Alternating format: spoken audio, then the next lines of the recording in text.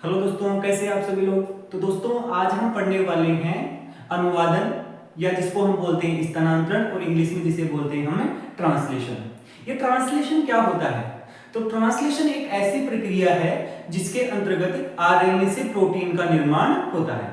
दोस्तों हमें पता है कि जो प्रोटीन होता है वो एमिनो अम्लों से मिलकर बना होता है, और जब ये एमिनो अम्ल आपस में जुड़ते हैं तो इनके मध्य में पेप्टाइड बंध बनता है, और जब बहुत सारे एमिनो अम्ल आपस में लगातार जुड़ते जाते हैं तो इनके मध्य में बहुत सारे पेप्टाइड बंधों का निर्माण हो जाता है, और जब बहुत सारे पेप्टाइड बंध बनते हैं तो उनको हम पॉलीपेप्टाइड कहते हैं। इस प्रकार से पॉलीपेप्टाइड ही वास्तव में प्रोटीन होता है।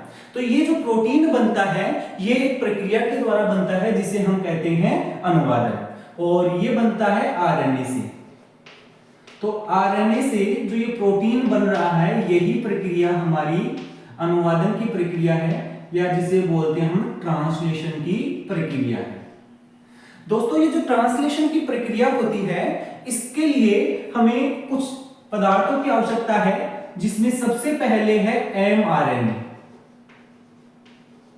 जिसमें सबसे पहले होता है एमआरएनए, और इस एमआरएनए के पास प्रोटीन में कौन से एमिनो अम्ल किस क्रम में जुड़ेंगे उसकी सूचना पाई जाती है, और ये जो सूचना होती है इसके पास आनुवांशिक कोड के रूप में पाई जाती है। तो एमआरएनए के पास आनुवांशिक कोड पाए जाते हैं, और ये आनुवांशिक कोड प्रोटीन बनाने के लिए आवश्यक होते हैं। दोस्तों इसके बाद में हमें एक आवश्यक है टीआरएनए। टीआरएनए का मतलब होता है ट्रांसफर आरएनए, और ये जो टीआरएनए होता है ये एमिनो अम्लों के स्थानांतरण का कार्य करता है। एमिनो अम्लों के स्थानांतरण का कार्य करता है। ये टीआरएनए क्या होता है, टीआरएनए की संरचना कैसी होती है, ये सब कुछ हम पिछले वीडियो के अंतर्गत पढ़ चुके हैं, जिसका लिंक आपको डिस्क्रिप्शन में मिल जाएगा। और इसके बाद में एक हमें आवश्यक होता है राइबोसोम।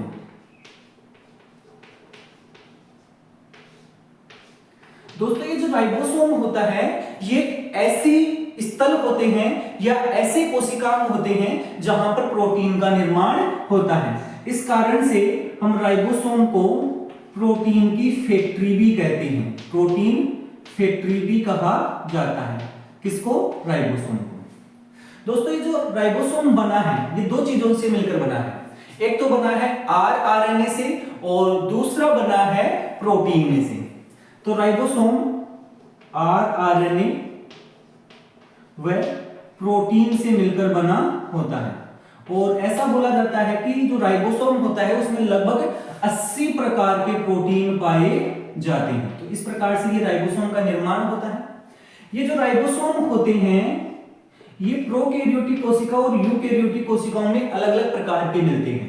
जो प्रोकैरियोटिक कोशिकाएं होती हैं उसमें 70S प्रकार के राइबोसोम मिलते हैं, और जो यूकैरियोटिक कोशिकाएं होती हैं उनमें 80S प्रकार के राइबोसोम पाए जाते हैं। अब आपको लग रहा होगा ये S क्या है? तो दोस्तों ये जो S है एक यूनिट है जिसे हम बोलते हैं श्वेडबर्ग यूनिट, और इसके अंतर्गत किसी भी कोशिकांग के घनत्व के आधार पर उसको वर्गीकृत किया जाता है।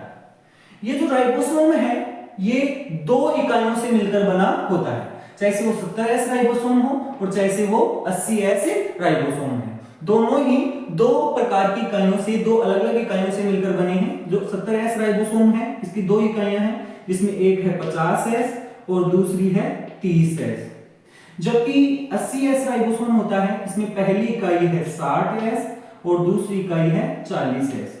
दोस्तों यहां पर हमें इन अंकों का टोटल नहीं करना है, हमें ध्यान रखना है कि जो 80S राइबोसोम है ये दो इकाइयों से, और 70S है वो भी दो इकाइयों से मिलकर बना होता है।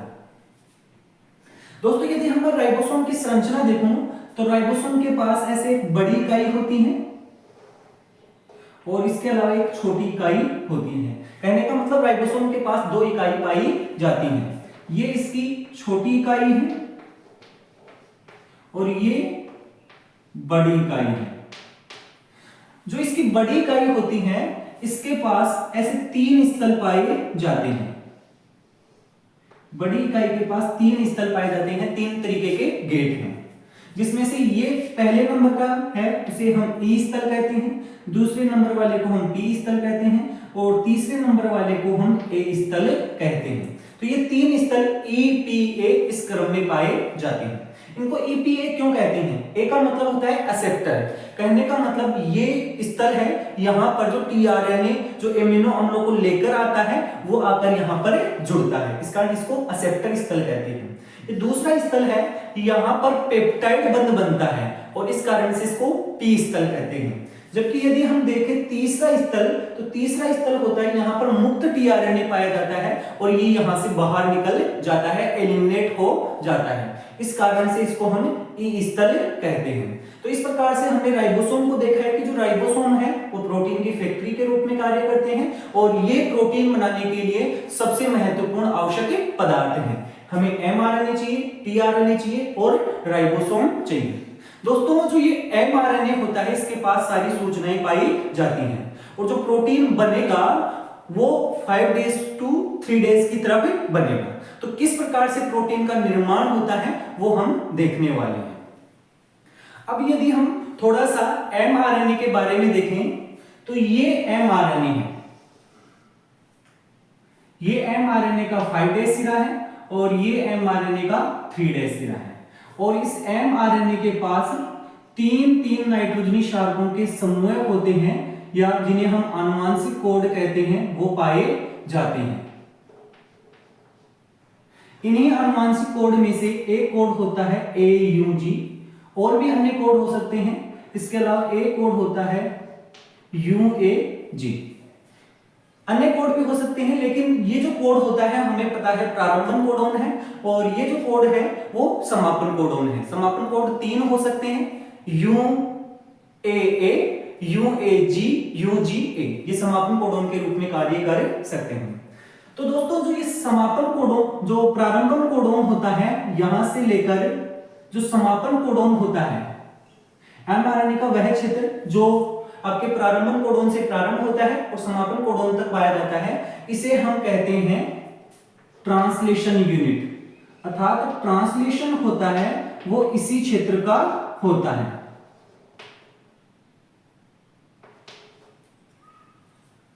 तो ये जो ट्रांसलेशन होता है इस ट्रांसलेशन यूनिट का होता है।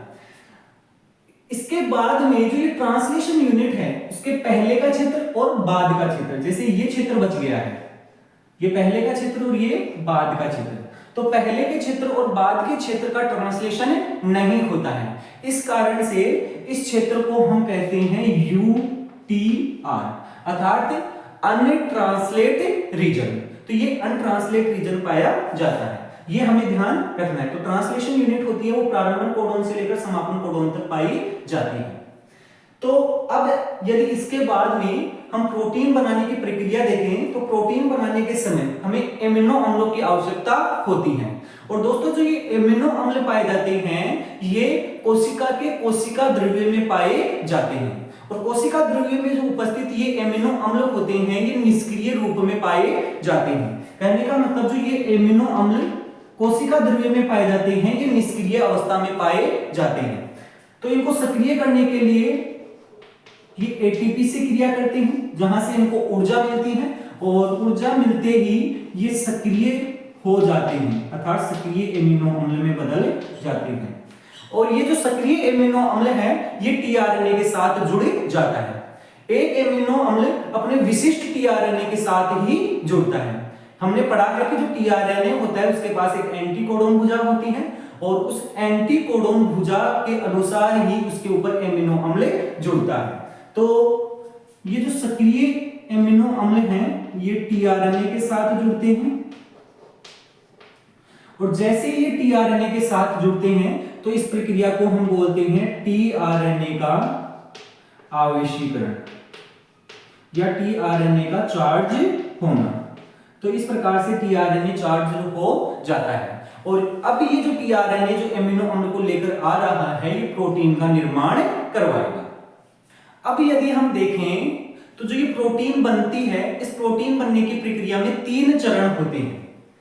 पहला जो चरण होता है उसे हम कहते हैं प्रारंभन।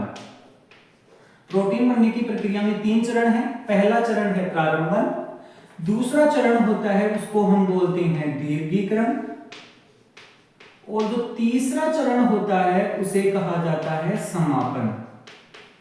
ये 3 चरण पाए जाते हैं। कहने का मतलब इनहिबिशन, इलोंगेशन और टर्मिनेशन, ये 3 चरण पाए जाते हैं। अब ये तीनों चरण कैसे होते हैं तो इनको हम एक डायग्राम की सहायता से देखते हैं।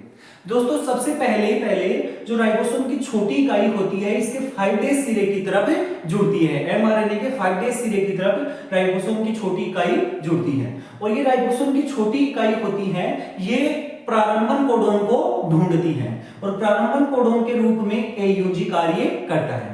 अब इस एयूजी कोडोन के ऊपर जो पहला टीआरएनए है वो मिथियोनिन को लेकर आता है और इसके ऊपर आकर जुड़ जाता है। जैसे इसके ऊपर ये पहला टीआरएनए आकर जुड़ता है तो वैसे ही इसकी राइबोसोम की बड़ी वाली यूनिट होती है उसको ऊपर से ढक लेती है और ये जो टीआरएनए है ये राइबोसोम की पी स्थल पर आ जाता है। तो इस प्रकार से ये राइबोसोम है वो एमआरएनए के साथ जुड़ जाता है। इसके बाद में जो दूसरा आनुवंशिक कोड होता है उसके अनुसार दूसरा टीआरएनए है वो ए स्थल पर आकर जुड़ जाता है। दोस्तों इस प्रकार से ए स्थल पर दूसरा टीआरएनए और पी स्थल पर पहला टीआरएनए उपस्थित है। अब ये दोनों टीआरएनए जो एमिनो अम्ल को लेकर आए हैं ये बिल्कुल एक दूसरे के पास पाए जाते हैं। राइबोसोम होता है वो एंजाइम के रूप में भी कार्य करता है और जिसके कारण से जो पहला टीआरएनए है जिसके पास एमिनो अम्ल है कौन सा, मिथियोनिन, ये मिथियोनिन है वो दूसरे एमिनो अम्ल के साथ जुड़ जाता है, इनके मध्य में पेप्टाइड बंध बने जाता है और प्रोटीन बनना प्रारंभ हो जाता है। इसी प्रक्रिया को कहा जाता है प्रारंभन। तो प्रारंभन में राइबोसोम जुड़ता है और 2 एमिनो अम्लों के मध्य में एक पेप्टाइड बंध बने जाता है। इसके बाद में दूसरी प्रक्रिया आती है जिसको हम बोलते हैं दीर्घीकरण। दीर्घीकरण में क्या होता है कि जो राइबोसोम यहाँ पर 2 आनुवंशिक कोड पर उपस्थित था अब वो किसकर तीसरे आनुवंशिक कोड पर चला जाता है। जैसे ये तीसरे आनुवंशिक कोड पर चला जाता है तो यहाँ पर जो टीआरएनए था वो ई स्थल पे आ जाता है। ये वाला जो टीआरएनए था जिसके पास ये एमिनो अम्ल जुड़े हुए हैं वो पी स्थल पे आ जाता है और ए स्थल हो जाता है खाली। जैसे ही ए स्थल खाली होता है तो तीसरे आनुवंशिक कोड के अनुसार यहाँ पर तीसरा टीआरएनए आकर जुड़ जाता है और जैसे ही तीसरा आरएनए आकर यहाँ पर जुड़ता है तो उसके पास एमिनो अम्ल होता है जिसके कारण से दूसरे और तीसरे एमिनो अम्ल के मध्य में एक पेप्टाइड बंध बने जाता है और यह प्रक्रिया होती है वो लगातार चलती रहती है। जब ये प्रक्रिया लगातार चलती रहती है तो ये लगातार एमिनो अम्ल आपस में जुड़ते जाते हैं और इस प्रकार से जो पॉलीपेप्टाइड श्रृंखला होती है उसका दीर्घीकरण होता जाता है। तो ये दूसरा चरण हो गया है जिसमें पॉलीपेप्टाइड श्रृंखला लगातार बड़ी होती जा रही है, इस कारण इसको बोला हमने दीर्घीकरण। अब इसके बाद में जब ये राइबोसोम होता है लगातार आगे खिसकता जाता है तो अंत में जाकर ये समापन कोडोन पर पहुंचता है, अर्थात इसका जो ए स्थल होता है राइबोसोम का वो समापन कोडोन के ऊपर आ जाता है।